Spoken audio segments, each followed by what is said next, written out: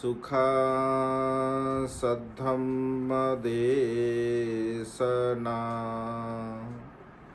सुखा संघससामग्गी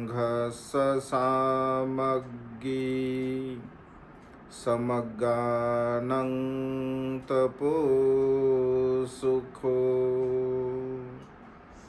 विश्ववंदनीय विश्वशांतीदूत महामानव तथागत सम्यक संबुद्ध तथागतांचा पावन पवित्र सद्धम्म, त्या सद्धम्माचा सातत्याने प्रचार आणि प्रसार करणारा सदा पूजनीय भिक्खू संघ, बुद्ध धम्म आणि संघ या महान तीन रत्नाची आम्हा सर्वांना माहिती करून देणारे आम्हा सर्वांचा आधारस्तंभ, भारतीय घटनेचे शिल्पकार बोधिसत्व गुणोपेतांग डॉक्टर बाबासाहेब आंबेडकर यांच्या धम्मक्रांतीमध्ये शेवटच्या श्वासापर्यंत समर्पित राहतो। आज या मंगलमय प्रसंगी आपल्या पाचोरा या गावामध्ये श्रद्धासंपन्न सोनोने परिवाराकडे राहुल शामराव सोनोने बाबांचा 5वा स्मृती दिन या ठिकाणी आपण संपन्न करत आहोत। या निमित्ताने उपस्थित सर्व श्रद्धासंपन्न उपासक उपासिका, त्याचप्रमाणे सातत्याने आपल्या प्युरिटी ऑफ माइंड या यूट्यूब चॅनलच्या द्वारा धम्मदेशना श्रवण करून आपल्या जीवनामध्ये अनंत असीम अपार मंगलमैत्रीची भावना व्यक्त करून आपणा सर्वांच्या प्रती अनंत असीम भावना व्यक्त करतो व तुम्हा सर्वांच्या हितासाठी, सुखासाठी आणि कल्याणासाठी तथागतांच्या श्रेष्ठ धम्मदेशनेला प्रारंभ करतो। आपण सर्वांनी शांत चित्ताने, एकाग्र चित्ताने तथागतांच्या श्रेष्ठ धम्मदेशनेला श्रवण करावे, ग्रहण करावे। या मंगलमय प्रसंगी स्मृती दिनाच्या निमित्ताने आपण सर्वजण या ठिकाणी जमलो आहोत। निसर्गाच्या नियमाला अनुसरून भगवंत असे म्हणतात की जिथे जन्म आहे तिथे मृत्यू आहे। या सर्व श्रेष्ठ सत्याला आपण स्वीकारलं पाहिजे, त्याचा स्वीकार केला पाहिजे। कारण जन्म हे जेवढं सत्य आहे, अगदी तसंच मृत्यूसुद्धा हे सत्य आहे। आणि त्यामुळे जन्म आणि मृत्यू हा जो काही कालावधी असतो, ज्याला आपण आयुष्य म्हणत असतो, आपलं जीवन म्हणत असतो, तर ते जीवन कशा पद्धतीने जगावं, कसं जगावं, हे प्रत्येक मनुष्याने आपल्या कर्माला अनुसरून मात्र ठरवायचं असतं। आणि त्यामुळे आपल्यामधून जे काही निघून गेले आपले अपतेष्ट असतात, नातेवाईक असतात, तर त्यांच्या स्मृती जागरूक ठेवण्यासाठी त्यांनी आपल्यावरती केलेले जे उपकार असतात, कारण अनंत उपकार असतात त्यांचे, विशेष रूपाने मातेपित्यांचे तर अनंत उपकार असतात असं भगवंतांनी म्हटलं आहे। तर माता पितु पठाणं पुतदारस संगहो अनाकुलाच कमंता एतं मंगलमुत्तम असं भगवंतांनी म्हटलं आहे। म्हणजे आईवडिलांची सेवा करणे जिवंतपणे आपल्या जीवनामध्ये महान कुशल कर्म आहे, आपलं पुण्यकर्म आहे। मुलाबाळांचा योग्य प्रकारचा सांभाळ करणे हे सुद्धा कुशल कर्म आहे, पुण्यकर्म आहे।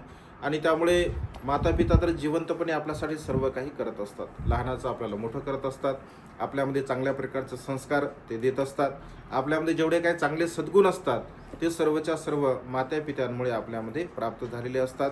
आणि त्यामुळे मातापित्यांचे अनंत आणि असीम उपकार आहे असं भगवंतांनी म्हटलं आहे। एका गाथेनंतर भगवंत असे म्हणतात की मातापित्यांना जर तुम्ही एका खांद्यावरती मातेना, एका खांद्यावरती पितांना घेऊन जर आयुष्यभर जरी तुम्ही फिरले तरी सुद्धा एक तीळ मात्र अंशसुद्धा मातेपित्यांच्या उपकाराच्या आपण परतफेड करू शकत नाही। एवढे महान उपकार मातेपित्यांच्या आपल्यावरती असतात। आणि त्यामुळे आपलं नैतिक कर्तव्य असते की जे काही आपल्या मातापिता आपल्याला सोडून गेलेले असतात, तर त्यांचं जे उत्तरदायित्व असतं, कारण प्रत्येक मनुष्यांची इच्छा असते, म्हणजे सदग्रस्त लोकांना संतती प्राप्त व्हावी, म्हणजे मुलगा व्हावा किंवा मुलगी व्हावी, हे यामागचं काही कारण असतात। जसं की भगवंत असे म्हणतात, मातेपित्यांना असं वाटतं की आम्हाला मुलगा व्हावा, मुलगी व्हावी, म्हणजे आमचा वारसा चालवावा। ही एक गोष्ट समजा, आमचा जे काही वारसा आहे, मग तो धनसंपत्तीचा वारसा असेल तो वारसा सुद्धा त्याने समोर न्यावा, किंवा कर्मरूपाचा जो काही वारसा असेल तो सुद्धा त्यांनी समोर न्यावा। आमचं जे काही कुळ आहे, उद्धार आहे, आमच्या कुळाचा त्यांनी उद्धार करावा असंही आपल्याला वाटतं। आणि या संसारामध्ये जे काही उत्तरदायित्व ज्याला असं म्हटलं आहे, म्हणजे उत्तरीय कार्य ज्याला असं म्हटलं आहे, तर मृत्यूच्या नंतर आमचं उत्तरीय कार्य करावं। हे 3-4 महत्त्वपूर्ण अशा गोष्टी भगवंत असे म्हणतात की मानवी जीवनामध्ये अत्यंत महत्त्वपूर्ण असतात। म्हणजे मनुष्य जेव्हा मृत्यूला प्राप्त होत असतो तर त्यांचं उत्तरीय कार्य, जसं आपण ज्याला अंत्यसंस्कार विधी असं म्हणत असतो, किंवा जलदार विधी म्हणत असतो किंवा पुण्यस्मरण विधी म्हणत असतो. म्हणजे कधी कधी असं होतं की काही परिवारामध्ये, आता आम्ही नेहमी परिवारांमध्ये जातो वेगवेगळ्या प्रकारच्या, तर कधी कधी बघा 25वा म्हणजे स्मृती दिन, एक ना 30वा स्मृती दिन, 40वा स्मृती दिन असं सुद्धा म्हणजे केलं जातं. काही काही परिवारामध्ये 1-2 स्मृती दिन केला जातो किंवा 4-5 स्मृती दिन केल्या जातात आणि पूर्णतः मग ते त्याला विसर पडला जातो. म्हणजे ज्यांची त्यांची जी श्रद्धा असते किंवा ज्यांचं जे काही कर्म असतं त्या कर्माला अनुसरून ह्या सर्व काही गोष्टी म्हणजे घडत असतात.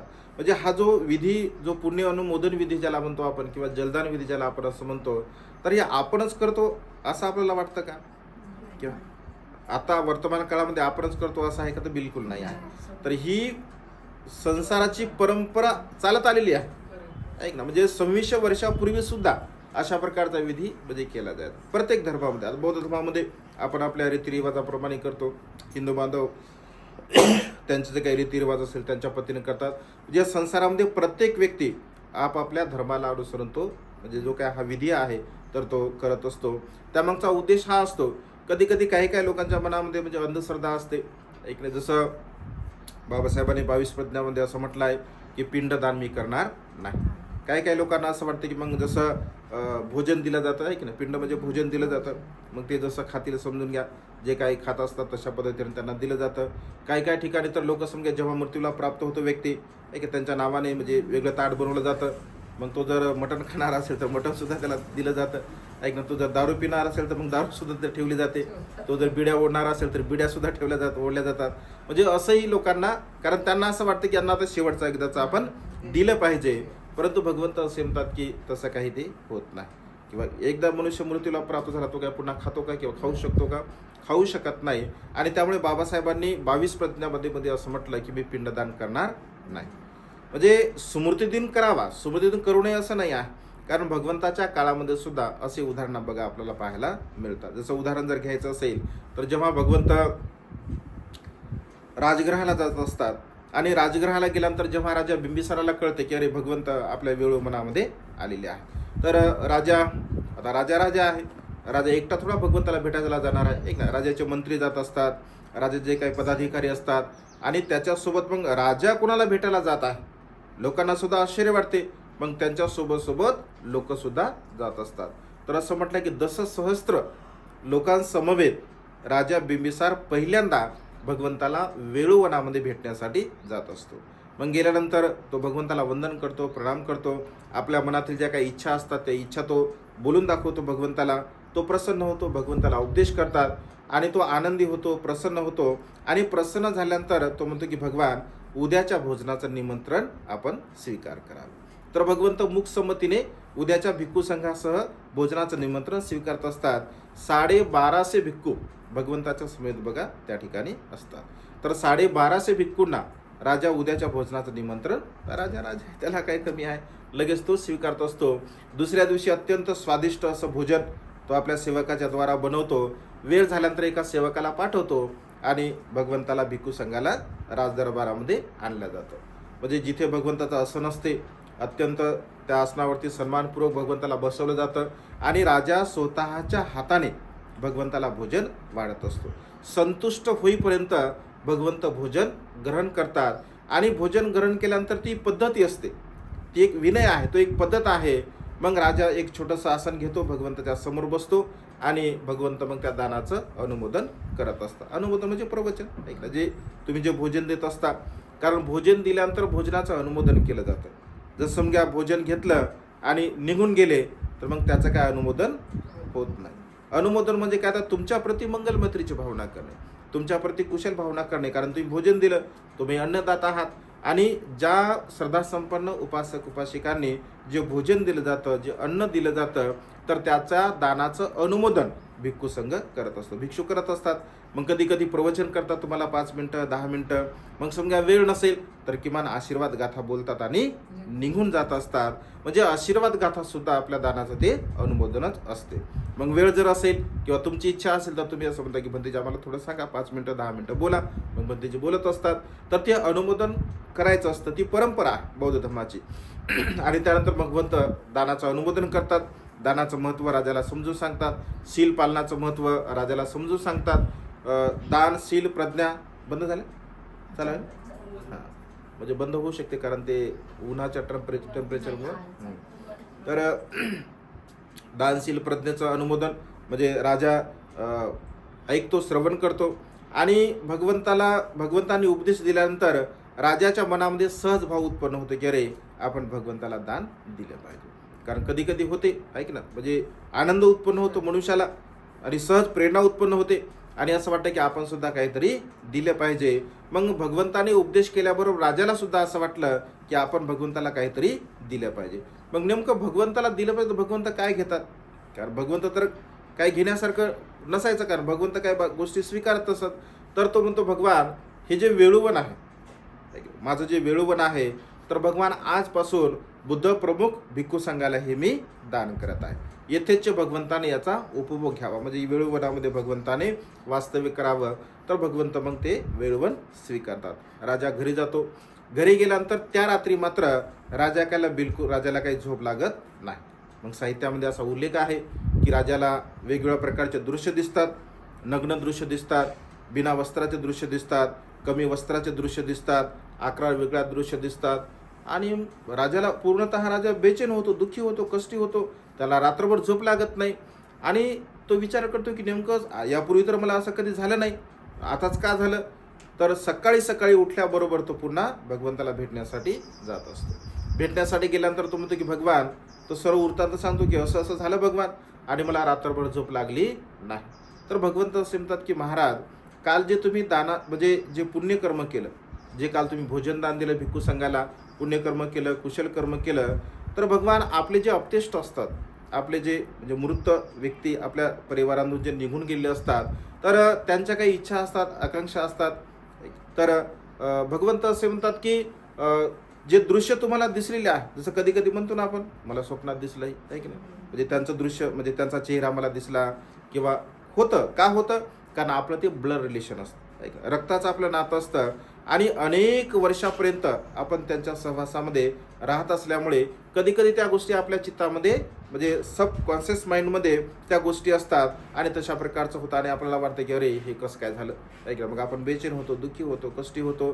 तर भगवंत असे म्हणतात की तुमचे अपतेष्ट आहेत, नातेवाईक आहे, त्याने जे अकुशल कर्म केलं होतं त्या अकुशल कर्मामुळे अनंत काळापर्यंत ते म्हणजे दुःख भोगत आहे, अनंत काळापर्यंत दुःख भोगत आहेत आणि त्यांची अशी अपेक्षा होते की आमच्या परिवारामध्ये कोणीतरी येईल आणि आमच्या नावाने दान पुण्य करेल, आमच्या नावाने कुशल कर्म करेल आणि त्या कुशल कर्माच्या बळाने हे जे दुःख स्थितीमध्ये आम्ही जे जीवन जगत आहोत, कारण त्यांनी अकुशल कर्म केलं होतं, त्याचे जे अपतेष्ट असतात एका जन्मामध्ये म्हणजे कश्यप बुद्धांच्या काळामध्ये भिक्खू संघाला जे भोजनदान दिलेलं असतं, म्हणजे भिक्खू संघासाठी भोजन तयार केलं असते, तर भिक्खू संघासाठी भोजन तयार केलेलं असतं.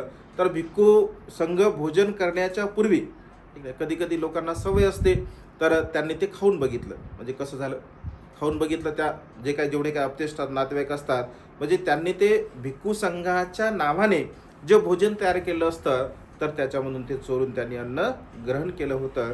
त्या अकुशल कर्माच्या बलाने अनंत काळापर्यंत बघा ते दुःखाला भोगले होते. कारण मनुष्य छोटे छोटे जे काही कर्म करत असतो त्या छोट्या छोट्या कर्माचे सुद्धा परिणाम मनुष्याला भोगावे लागत असतात. म्हणजे अगदी आपल्याला सहज वाटतं की असे अरे ही काय गोष्ट एकदम तर छोटी आहे, साधी गोष्ट आहे, परंतु गोष्ट कोणती साधी नसते. अगदी छोट्या गोष्टीचा परिणाम सुद्धा आपल्याला भोगावा लागत असतो आणि त्यामुळे त्याने अन्न चोरून खाल्ल्यामुळे ते अनंत काळापर्यंत दुःख भोगत होते.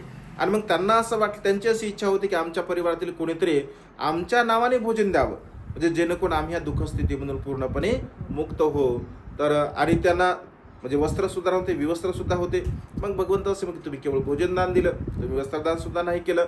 तर मग राजाला असं वाटतं, फील होते त्याला की अरे ही गोष्ट बरोबर आहे. आणि मग दुसऱ्या दिवशीचं सुद्धा तो भगवंताला भोजनाचं निमंत्रण देत असतो.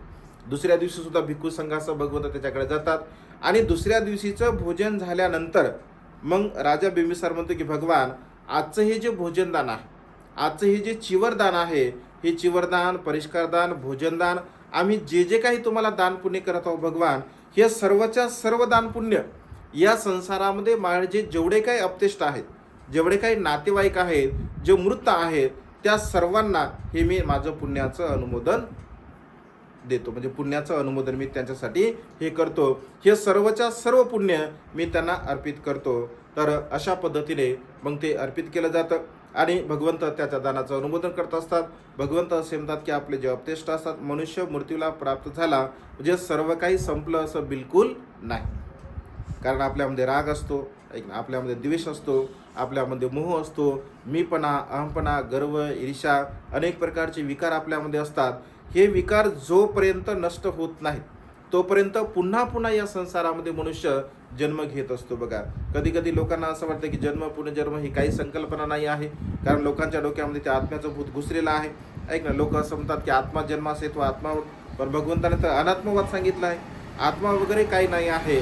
तर पंचस्कंद, 4 महाभूत आणि पंचस्कंद, ज्याला नाम आणि रूप असं भगवंतांनी म्हटलं आहे. नाम म्हणजे आपलं चित्त आणि रूप म्हणजे जे काही आपलं शरीर जे बनलेलं आहे.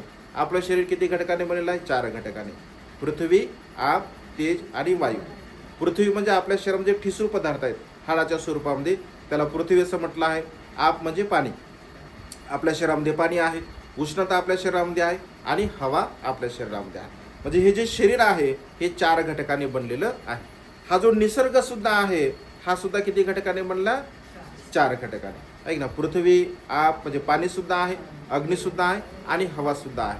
म्हणजे शरीरामधील एकही घटक जरी संपला तर मनुष्य मृत्यूला प्राप्त होतो. आणि या पृथ्वी तलावरील एक घटक जरी कमी झाला तरी संपूर्ण सृष्टी ही नष्ट होत असते. पाणी नष्ट झालं तर पृथ्वी नष्ट होते, उष्णता नष्ट झाली तर पृथ्वी नष्ट होते, हवा नष्ट झाली तर पृथ्वी नष्ट होत असते.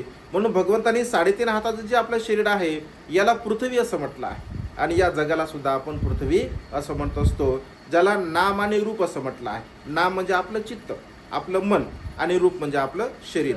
म्हणजे आपल्या चित्तावरती होणारे जे संस्कार असतात. आता जेव्हा मनुष्य मृत्यूला प्राप्त होत असतो तर आपले हे जे 4 घटक असतात या निसर्गामध्ये असणाऱ्या 4 घटकामध्ये ते विलीन होत असतात.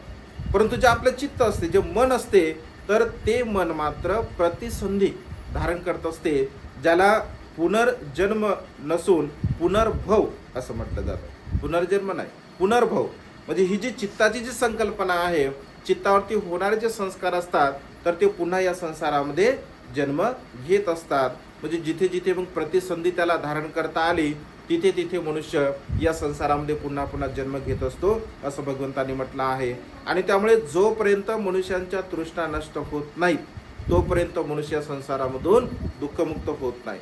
म्हणून तो पुन्हा मग मनुष्याच्या भूमीमध्ये येईल असं बिलकुल नाही आहे. त्याचे जर कुशल कर्म असतील, पुण्यकर्म असतील, चांगले कर्म असतील तर ते मनुष्य भूमीमध्ये जन्मास येतील. किंवा अनेक प्रकारच्या भूमी आहेत, पशुची भूमी आहे, प्राण्यांची भूमी आहे, काही वेगवेगळ्या प्रकारच्या भूमी आहेत, तर त्या भूमीमध्ये तो मनुष्य जन्मास येत असतो.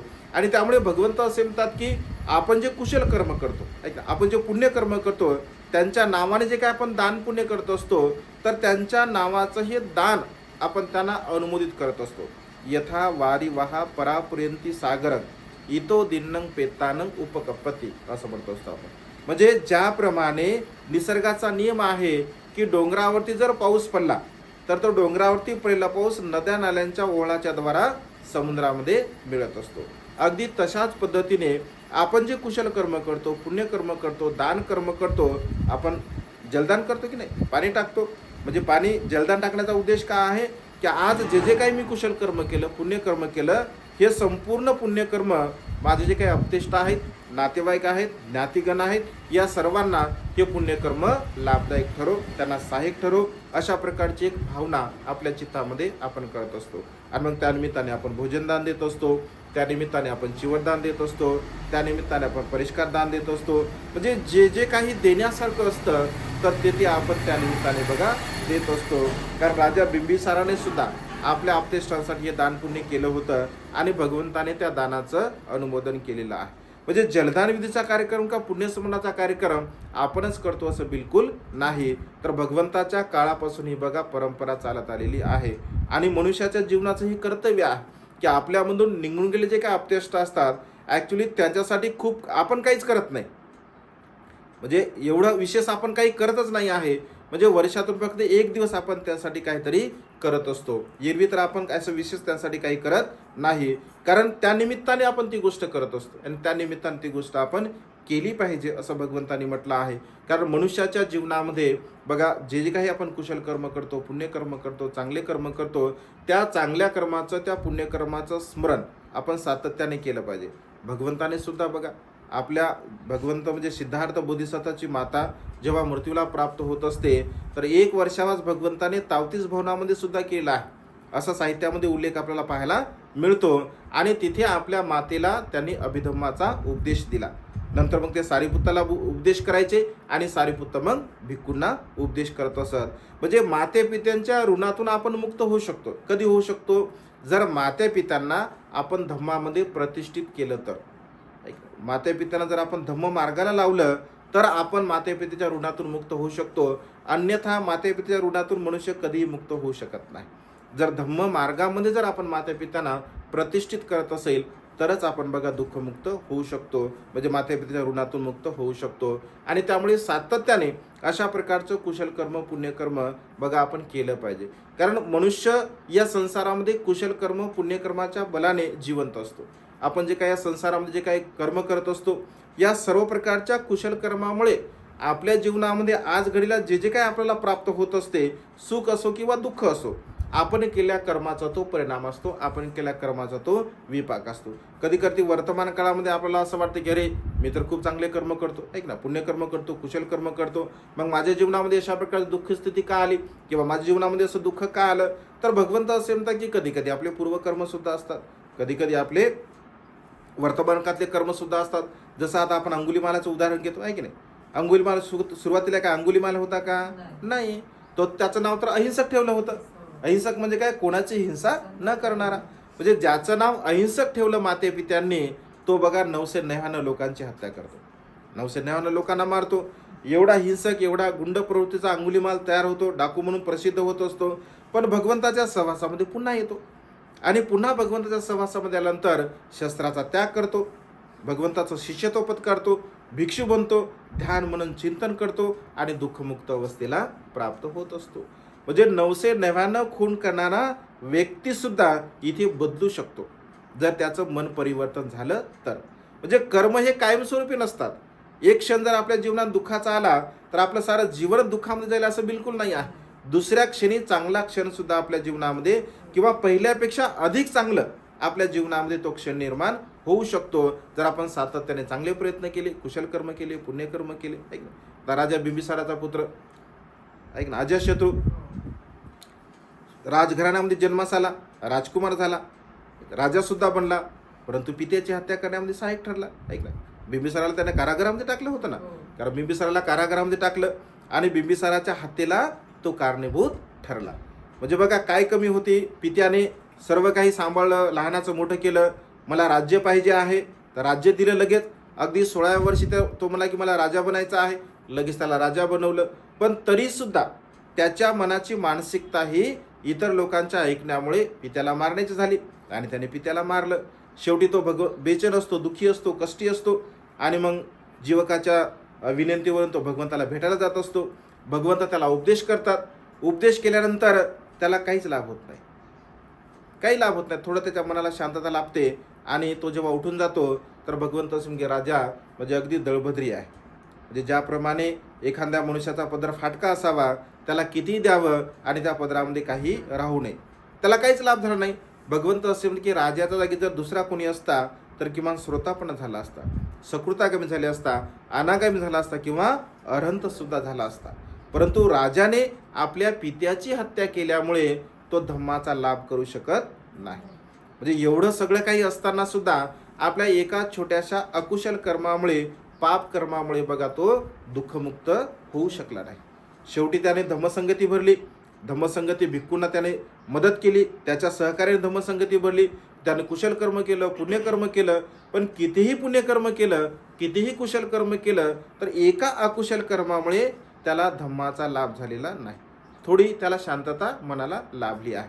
म्हणजे मानवी जीवनामध्ये बघा मनुष्याचे कर्म जे असतात तर ते मनुष्याला म्हणजे कधीही सोडत नाही. म्हणून तर भगवंताने पहिल्याच गाथेमध्ये म्हटलं, ऐक नाही, मनोपुबंगमा धम्मा मनो सेठा मनोमया मनसाचे पद उठे न भासतीवा करोतीवा ततोनंग दुःख मनवेती चक्कंग वहवतो पदक. ततोनं सुखमनिवेती छायाव अनपायेन. एखादा मनुष्य अकुशल कर्म करत असेल, वाईट कर्म करत असेल, पाप कर्म करत असेल, कारण मनुष्याचं मन आहे ना, मनानेच मनुष्य चांगले कर्म करतो, वाईट कर्म करतो, पुण्यकर्म करतो. पण एखादा मनुष्य वाईट मनाने, मळलेल्या मनाने, अकुशल मनाने जर कर्म करत असेल तर त्याच्या पाठीमागं दुःख तसंच येत असते, ज्याप्रमाणे बैलांच्या पायाचा पाठला गाडीची चाक करत असतात. बैलगाडीच्या जेव्हा बैल चालतो तर त्याच्या पाठीमागे चाक चालत राहत असते. अगदी कर्म सुद्धा तसंच बघा, पाठीमागे येत असते. पण मनुष्य कुशल कर्म करत असेल, पुण्यकर्म करत असेल, चांगले कर्म करत असेल तर त्या मनुष्याच्या सोबत सुख तसंच असते. जसं की आपली स्वतःची सावली आपल्याला कधीही सोडून जात नाही, आपली सावली सोबत असते, सुखामध्ये दुःखामध्ये सोबत असते. अगदी त्या सावलीप्रमाणे सुख सुद्धा बघा आपल्या पाठीमागं येत असतं. आणि त्यामुळे नेहमी आपण चांगले कर्म केले पाहिजे, कुशल कर्म केले पाहिजे, पुण्यकर्म केलं पाहिजे, दान कर्म केलं पाहिजे, शीलाचं पालन केलं पाहिजे. कारण मनुष्याच्या जीवनाचा बिलकुल भरोसा नाही बघा. पुण्यकर्म का करावे, कुशल कर्म का करावं, चांगलं कर्म का करावं? कारण भगवंत असे म्हणतात की ज्याप्रमाणे म्हणजे कुंभाराचे मटके असतात, त्या मटक्यांचा भरोसा नाही आहे.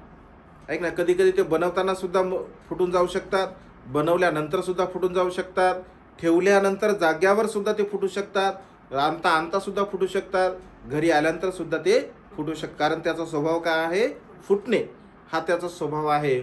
अगदी मनुष्याचा स्वभाव मृत्यूला प्राप्त होणे हा आहे. आणि त्यामुळे कधी केव्हा कुठे मनुष्य मृत्यूला प्राप्त होईल याची शाश्वती नाही. आणि त्यामुळे मिळालेलं जेवढं काय आपल्याला आयुष्य असतं तर त्या मिळालेल्या आयुष्यामध्ये आपण नेहमी चांगले कर्म केले पाहिजे, नेहमी कुशल कर्म केले पाहिजे, पुण्यकर्म केलं पाहिजे. कारण माझा हा शेवटचा दिवस आहे असं म्हणून जीवन जगलं पाहिजे असं भगवंतांनी म्हटलं आहे.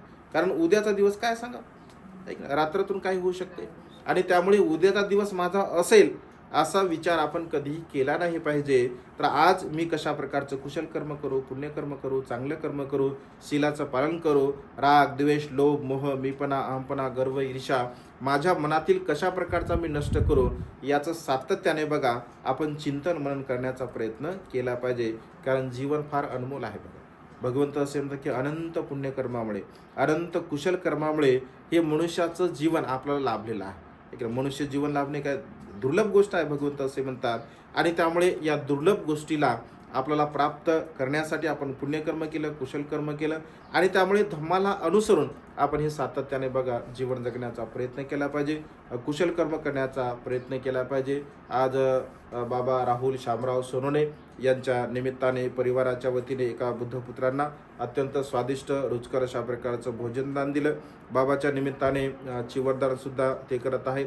आपल्या सप्तपर्णी अरण्य बुद्धिस्ट मॉनेस्ट्रीच्या जागेसाठी सुद्धा ते दान पुण्य करत आहेत. कारण बाबासाहेबांचा बघा संकल्प होता. बाबासाहेब असं म्हणाले, मला जर आयुष्य लाभलं तर माझं उर्वरित आयुष्य मी बौद्ध धर्माचा प्रचार आणि प्रसार करण्यासाठी घालवणार आहे. सारा भारत मी बौद्धमय करेल अशी बाबासाहेबांची संकल्पना होती बघा. परंतु निसर्गाच्या नियमाला अनुसरून अधिक काळ धम्मदीक्षेनंतर बाबासाहेबांना काही लाभलं नाही. केवळ 50-55 दिवसाचं आयुष्य बाबासाहेबांना लाभलं. आणि तो जो काय संकल्प बाबासाहेबांचा होता तो बघा अधुरा म्हणजे राहिलेला आहे. आणि त्यामुळे आपण बाबासाहेबांचे अनुयायी म्हणून तो संकल्प कशा पद्धतीने पूर्णत्वास नेला पाहिजे, धम्म कशा पद्धतीने गतिमान झाला पाहिजे, धम्म चळवळ कशा पद्धतीने गतिमान झाली पाहिजे याचं सातत्याने बघा आपण चिंतन मनन केलं पाहिजे. आणि त्यामुळे आम्ही जळगाव शहरामध्ये, औरंगाबाद शहरामध्ये गेल्या 20 वर्षापासून आम्ही राहतो. जळगाव शहरामध्ये गेल्या 4-5 वर्षापासून वर्षावासाच्या निमित्ताने मी जात असतो. तिकडे धम्माचं काम फार कमी होतं, आता हळूहळू वाढत आहे. आणि त्यामुळेच आम्ही तिकडे काम करण्याचा संकल्प केला. आपणा सर्वांना ती ज्ञात आहे गोष्ट. जळगावपासून अगदी 15 किलोमीटर अजिंठ्याकडे जात असताना आपण 16.5 एकर बघा जागा खरेदी केली आहे. आता मेमध्ये आपण तो संकल्प म्हणजे जागा पूर्णत्वास नेणार आहोत. मेमध्ये आपली डील फायनल होणार आहे. कारण आपल्याला वर्षावास हा तिथे करायचा आहे. आणि त्यामुळे हा वर्षावास तिथे झाल्यानंतर एक मोठ्या स्वरूपामध्ये आपण तिथं भविष्यामध्ये 80 फूट बुद्धमूर्ती उभारण्याचा आपला प्लॅन आहे. भिक्खू ट्रेनिंग सेंटरचा प्लॅन आहे. मोठे संकल्प आहेत आपले. वृद्धाश्रम आहे, अनाथाश्रम आहे, स्कूल आहे, मल्टीपर्पज हॉस्पिटल आहे. कारण 16.5 एकर जागा आहे. त्याच्यामुळे खूप मोठी जागा आणि अत्यंत रमणीय असं म्हणजे डोंगर आहे, पूर्ण जंगल आहे. म्हणजे 16.5 एकरमध्ये 8-9-10 एकर शेती आहे, बाकी 8-10 एकर पूर्ण झाडं आहे. म्हणजे पूर्णतः जंगल आहे, अत्यंत रमणीय. आणि तिथून फक्त अजिंठा 35 किलोमीटर आहे. म्हणजे अगदी अजिंठाला येणारे उपासक सुद्धा आपल्याकडे सुद्धा म्हणजे येऊ शकतात. अशा पद्धतीने आपण ते सेंटर बघा निर्माण करणार आहोत. अनेक उपासक उपासिका त्यासाठी दान देत आहेत. एक श्रद्धा संपन्न उपासकांना जेव्हा ही गोष्ट कळाली तर ते म्हणाले, भंतेजी तुमची डील जेव्हा होईल तेव्हा आम्हाला सांगा. तिथे अत्यंत महत्त्वपूर्ण जे पाण्याची नितांत आवश्यकता असते कुठलेही काम करण्यासाठी, तर बोरला जो काही खर्च लागेल, मग 1 लाख लागू द्या, 2 लाख लागू द्या, म्हणजे 300 फूट बोर घ्या तुम्ही, 500 फूट घ्या, जेवढं घ्यायचं तेवढं घ्या तुम्हाला. कारण डोंगरावरती बोर मारायचा आहे, तर जेवढा खर्च होईल तेवढं बोरसाठी आम्ही तुम्हाला ते दान देऊ. म्हणजे अत्यंत गरीब आहेत, परंतु श्रद्धा आहे. कारण तुम्ही एवढं मोठं चांगलं काम करतात. एका उपासकांना ते बिमार होते, हॉस्पिटलला भेटायला गेलो, त्यांना सांगितलं की अशा पद्धतीने आपण जळगावमध्ये जागा घेतली, तर भंतेची खूप चांगली गोष्ट आहे. या जागेवरती तुम्ही जेवढं कन्स्ट्रक्शन करसाल त्या कन्स्ट्रक्शनसाठी लागणारी जी रेती आहे ती सारी रेती आम्ही दान करू आमच्या परिवाराच्या वतीने. म्हणजे एवढी मोठी श्रद्धा बघा त्यांच्या चित्तामध्ये निर्माण झाली. आता तिथे आपण काय 16 एकर जागेमध्ये काय काय नाही करणार आहे, पण ते असं म्हटलं की कितीही लागू द्या, 1 ट्रक लागू द्या, 2 ट्रक लागू द्या, 10 लागू द्या, जे लागतील तेवढे लागू द्या, आणि जोपर्यंत मी आहे तोपर्यंत तिथे तुम्ही रेती टाकणार आहे. म्हणजे अशा पद्धतीने बघा लोक दान देण्यासाठी. आता एवढे जर लोक सपोर्ट करतात, आपलं काम आपण तर मार्गदर्शन करत असतो फक्त. आणि त्यामुळे बघा आता मेच्या लास्ट वीकपर्यंत आपले डील पूर्णपणे फायनल होणार आहे. जागा झाल्यानंतर मग रजिस्ट्री वगैरे झाली का बोर होणार आहे. बोर झाले की मग छोटेसे कुटी बनवणार आहे यावर्षी फक्त राहण्यासाठी. आणि हा 20वा वर्षावास आमचा असल्यामुळे आणि आजचा दिवस अत्यंत महत्त्वपूर्ण आहे. बघा आज आमच्या उपसंपत्तीचा दिवस आहे. म्हणजे 20 एप्रिलला आम्ही लुधियानाला पंजाब या ठिकाणी उपसंपदा घेतली होती. आज 19 वर्ष म्हणजे भिक्षू होऊन 19 वर्ष आज आम्हाला म्हणजे पूर्ण झालेले आहेत. म्हणजे हा जो येणारा वर्षावास आहे तर तो 20वा वर्षावास. एकदा भिक्षू जीवनामध्ये 10 वर्ष पूर्ण झाले की थेरो असं म्हटलं जातं, आणि 20 वर्ष झाले की मग महाथेरो असं म्हटलं जातं. तर महाथेरोची पदवी म्हणजे 20 वर्षाचा कालावधी हा आपला पुढच्या वर्षी म्हणजे पूर्ण होणार आहे. तुम्हाला निमंत्रण आहे पुढच्या वर्षीच्या वर्षावासाच्या समारोपाला नक्कीच आपण सर्वांनी यायचं आहे की नाही. तर म्हणजे अशा पद्धतीने बघा हे बाबासाहेबांचं काम आहे. आपल्याला आयुष्य लाभलं, आपलं कुठंतरी केलं असेल थोडंसं कुशल कर्म आहे की नाही, थोडंसं पुण्यकर्म केलं असेल, किंवा आईवडिलांचे चांगले कर्म असतील बिचाऱ्यांचे की त्याने आपल्याला या मार्गामध्ये म्हणजे आणलेलं आहे. माता पित्याचे सुद्धा पुण्यकर्म असतात, कुशल कर्म असतात. आपलं स्वतःचं सुद्धा कुठेतरी थोडंफार पुण्यकर्म असेल की बाबासाहेबांच्या धम्मक्रांतीमध्ये आपल्याला बघा हे काम करण्यासाठी मिळत आहे. आम्ही स्वतःला धन्य समजतो की बा हे काम आपल्याला करायला मिळत आहे. आणि आपलं जेवढं काय आयुष्य आहे, कारण नश्वर शरीर आहे, ऐक ना, आज आहे तर आपण उद्या नाही आहे, परंतु एक धम्माचा पाया आपण निर्माण करत आहोत. येणाऱ्या काळामध्ये अनेक पिढी त्या ठिकाणी खूप चांगल्या प्रकारचं काम करू शकते. आपलं काम आहे की जागा घेणे, आणि आपण जिवंत आहे तोपर्यंत जेवढं काय आपल्याला करता येईल तेवढं आपण करणे.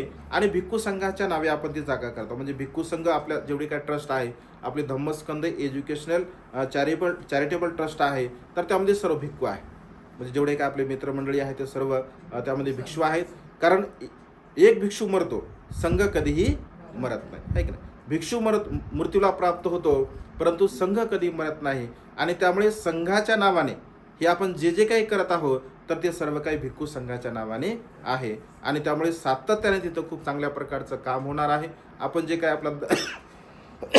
आपलं जे दानपुण्य आहे तर ते अत्यंत चांगल्या प्रकारचं योग्य ठिकाणी म्हणजे जाणार आहे. योग्य ठिकाणी त्या दानाचा सदुपयोग होणार आहे.